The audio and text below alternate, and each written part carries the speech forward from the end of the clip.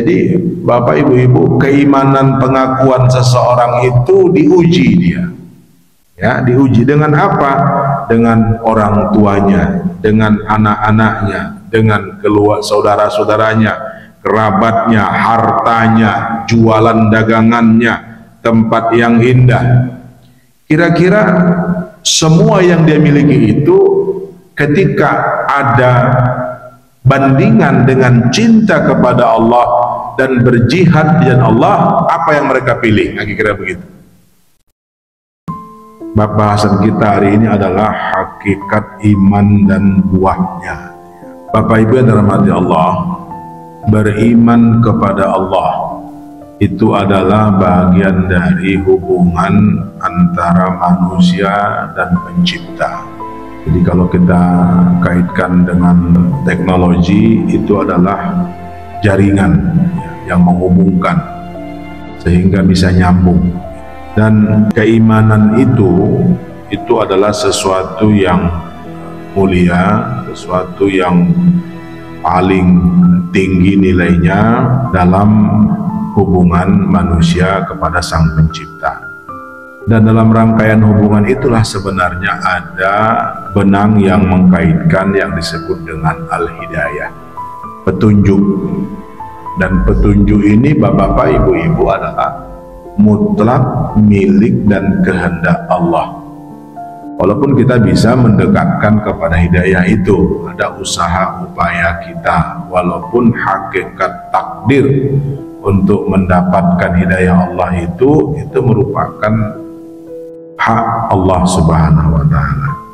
Makanya hidayah keimanan itu adalah sebagus-bagus nikmat dan sesuatu yang menjadi hak mutlak Allah untuk memutuskan dan memberikan kepada siapapun yang Dia kehendaki. Nah, Bapak Ibu yang Allah Subhanahu wa Ta'ala, keimanan yang mengikat kita kepada Allah Subhanahu wa Ta'ala tidak hanya sebatas ungkapan lisan pengakuan saja.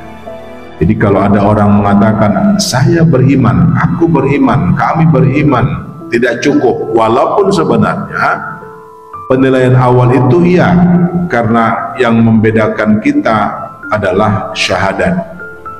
Bahkan ketika kita membaca perintah jihad kepada Rasul dan para sahabatnya itu, bahwa mereka diperintahkan untuk memerangi,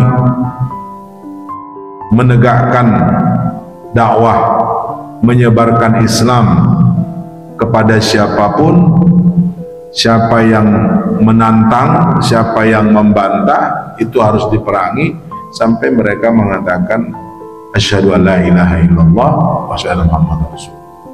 Jadi ketika mereka sudah menyatakan pengakuan syahadat itu, maka saat itu mereka tak boleh lagi diperangi. Walaupun nanti akan ada proses berikutnya, bahwa di Makkah Bapak Ibu tak ada orang munafik. Kenapa? Karena di Makkah itu posisi umat Islam masih lemah.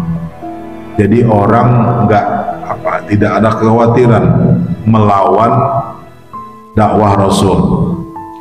Tapi begitu di Madinah sudah terbentuk peradaban yang begitu hebat, kekuatannya semakin kuat, akhirnya orang-orang yang sebenarnya tidak suka keimanan, tidak suka terhadap dakwah Rasul ini, tapi tak berani menyatakan ketidaksukaannya, lalu mereka pura-pura beriman. Nah, itulah sebenarnya orang-orang munafik itu, ya, orang munafik.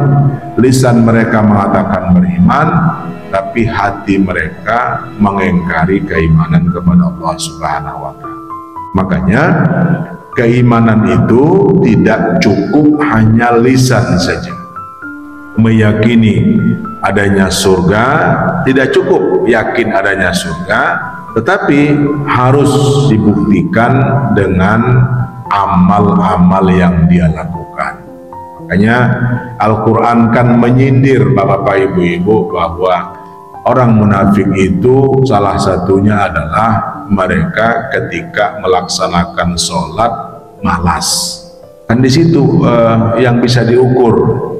Jadi ketika orang mengaku beriman kepada Allah, percaya hari akhirat, cukupkah itu sebagai dasar penilaian kita terhadap keimanannya? Tidak. Harus dia buktikan. Harus dia buktikan bahwa keimanannya itu harus dibuktikan dengan amal-amal yang sudah kita jelaskan di awal kajian kita, bahwa Islam itu adalah iman dan amal. Dalam ayat Allah ada dijelaskan, A'udzubillahi minasyaitonirrajim, qul in kana aba'ukum wa abna'ukum wa ikhwanukum wa azwajukum wa ashiratukum wa amwalun taraktumuha wa tijaratun takhshawna kasadaha wa masakin tardawnaha ahabba ilakum min rasulih wa jihadin fi sabilih fatarabbasu hatta ya'tiyallahu bi amrih wallahu yahdil qaumal fasiqin. Jadi Bapak Ibu-ibu, keimanan pengakuan seseorang itu diuji dia. Ya, diuji dengan apa? Dengan orang tuanya, dengan anak-anaknya, dengan keluarga saudara-saudaranya, kerabatnya, hartanya, jualan dagangannya, tempat yang indah. Kira-kira semua yang dia miliki itu ketika ada bandingan dengan cinta kepada Allah dan berjihad di jalan Allah, apa yang mereka pilih? Kira-kira begitu. Apa yang kita pilih kalau kita kaitkan kepada kita? Nah, disitulah sebenarnya menjadi sebuah ketegasan bahwa iman itu tidak sebatas nutuk bil lisan, tidak. Tapi kita akan diuji ketika ada kesibukan kita dengan keluarga kita.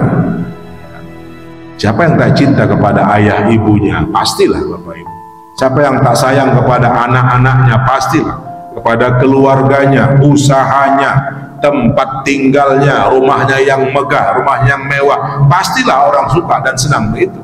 Tapi ketika ada sesuatu bandingan perjuangan, ahabba ilaikum, lebih cinta kepada kamu minallah wa rasulih, dari Allah dan Rasulnya, wa jihadin fi sabilih, dan berjuang di jalannya, fatarabbasu, tunggu saja. Jadi kalau kita lebih dominan kepada orang-orang yang ada di sekitar kita, harta yang mengelilingi kita, fasilitas yang kita miliki, kita lebih mengutamakan itu, maka Allah ingatkan kita, fatarabbasu hatta ya'ti Allah bi amri, sehingga datang janji Allah. Allah yahdil qaumal fasiqin, Allah tidak akan menunjuki orang-orang yang fasik.